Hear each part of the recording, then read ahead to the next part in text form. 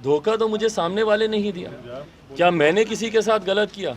मेरे नेता को अपमानित करने में हम लोग के विधायक 2005 से लेकर अभी तक निरंतरता में पासवान समाज को भाई प्रताड़ित करने में मुख्यमंत्री नीतीश कुमार ने कोई कसर नहीं छोड़ी। मैं तो विपरीत परिस्थितियों में भी ईमानदारी के साथ ही भाजपा के साथ रहा। वही पक्ष आपको खराब लगता है, ये सहूलियत की राजनीति मुख्यमंत्री जी करना बंद करें। बोचहा में क्या भूमिका में रहेंगे? भूमिका क्या रहेगी चिराग पासवान की? बोझा में तो मैं चुनाव नहीं लड़ रहा हूँ भाई। किसका समर्थन की बात होगी तो किसको सपोर्ट करेंगे? क्या अभी भी बीजेपी के लिए प्रेम है सर आपका?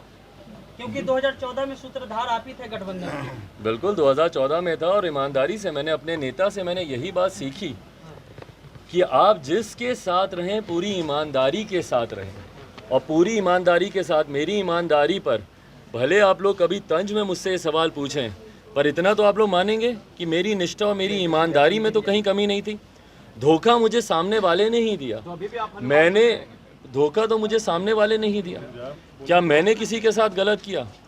मैं तो ईमानदारी से अपना जो सीख मेरे नेता मुझे देकर गए थे कि भैया जिस भी अलायंस में रहो सीमेंटिंग फैक्टर का काम करो, जोड़ कर रखो इस अलायंस को, ईमानदारी के साथ रहो।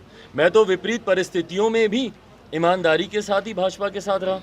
मुख्यमंत्री नीतीश कुमार जी को रातों रात 2017 में आप गठबंधन में वापस लेकर आ गए, और ये वही मुख्यमंत्री हैं जो 2014 में प्रधानमंत्री जी के प्रधानमंत्री पद की दावेदारी के नाम पर ही उनका हाथ छटक कर अलग हुए थे। उस वक्त जब कोई भारतीय जनता पार्टी के साथ नहीं खड़ा था तो लोक जनशक्ति पार्टी ही उनके साथ खड़ी थी। आदरणीय रामविलास पासवान जी, चिराग पासवान, जब अछूत माना जा रहा था भारतीय जनता पार्टी को, सिर्फ शिवसेना और अकाली दल के अलावा कोई तीसरा अलाई इनके साथ जाने को तैयार नहीं था। हम लोग के जाने के बाद तमाम टीडीपी वगैरह साउथ के जितने हैं सब उनके साथ जुड़ने लगे। तब से लेकर अभी तक, बल्कि मुख्यमंत्री जी के साथ कभी हम लोग सहज नहीं रहे। 2017 में जब रातों रात वो गठबंधन का हिस्सा बने, उस वक्त भी ये असहजता मेरे नेता मेरे मन में थी कि भैया मुख्यमंत्री जी ने हमेशा हम लोग के खिलाफ राजनीति की है। मेरे नेता को अपमानित करने में हम लोग के विधायक 2005 से लेकर अभी तक निरंतरता में पासवान समाज को भाई प्रताड़ित करने में मुख्यमंत्री नीतीश कुमार ने कोई कसर नहीं छोड़ी। मेरे नेता को अपमानित करने में राज्यसभा नामांकन की बात हो, या जब मेरे नेता वेंटिलेटर पे थे, किस घमंड से मुख्यमंत्री जी बोलते थे, अरे जाकर पूछिए रामविलास पासवान जी से, 2 विधायकों की सहायता से राज्यसभा गए हैं क्या? उस वक्त मेरे नेता वेंटिलेटर पे थे, बोल नहीं सकते थे, अस्पताल में थे, मुस्कुरा के आप लोगों के सामने बोलते थे अच्छा बीमार है क्या, हमको तो मालूम ही नहीं है।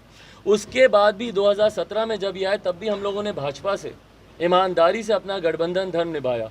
उस वक्त भी हम लोग असहज थे, अलग होना चाहते थे। प्रधानमंत्री अमित शाह जी ने, उस वक्त तत्कालीन भारतीय जनता पार्टी के राष्ट्रीय अध्यक्ष थे, वो मौजूदा गृह मंत्री, उस वक्त इन लोगों ने हस्तक्षेप किया और स्पष्ट कहा कि भाई आपका गठबंधन भाजपा के साथ है, हम लोग के साथ है, मुख्यमंत्री से आपको क्या लेना देना।